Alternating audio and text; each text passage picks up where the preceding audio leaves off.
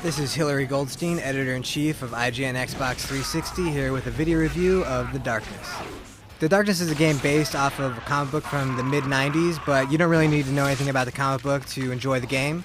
It's from the Starbreeze AB, the same guys who made Chronicles of Riddick, so there's kind of a lot of pressure and a lot of high expectations for this game to be great. But unfortunately, The Darkness is not quite as good as Riddick. This is a first-person shooter.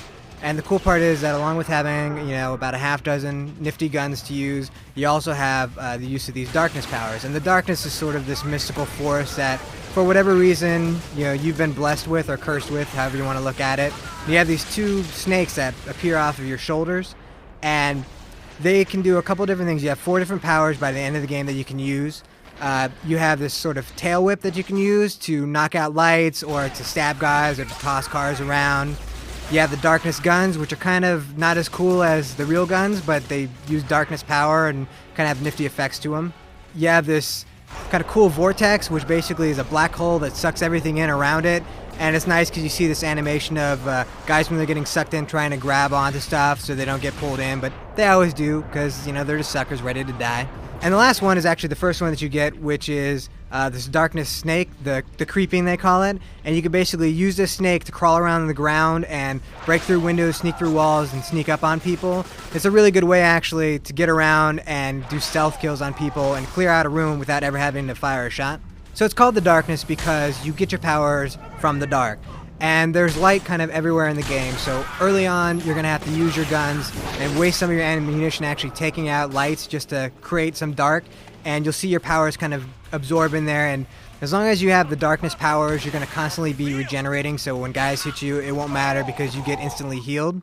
So you just want to make sure there's always dark around.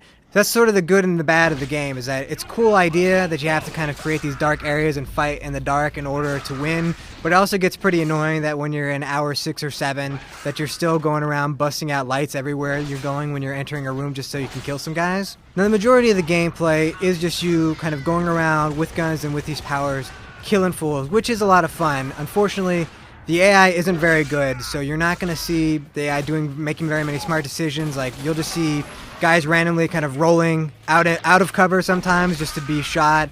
You'll see guys with their backs turned to you, not looking at you when a firefight's going on. So the AI is pretty disappointing.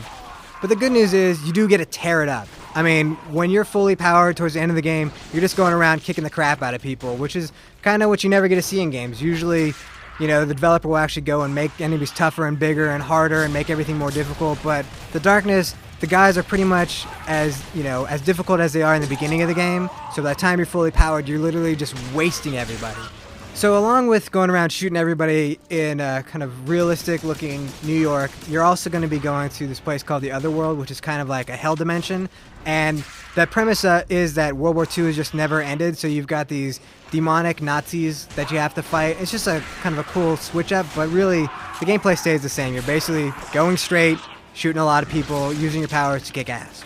Just like the Chronicles of Riddick, there are going to be some moments where you have a little bit of downtime, and this all takes place in the subways of New York, where you kind of go around and you can talk to people and get side quests. Most of the side quests tend to be fetch quests, where they tell you to go somewhere else, find an item or find a person, and then come back to them.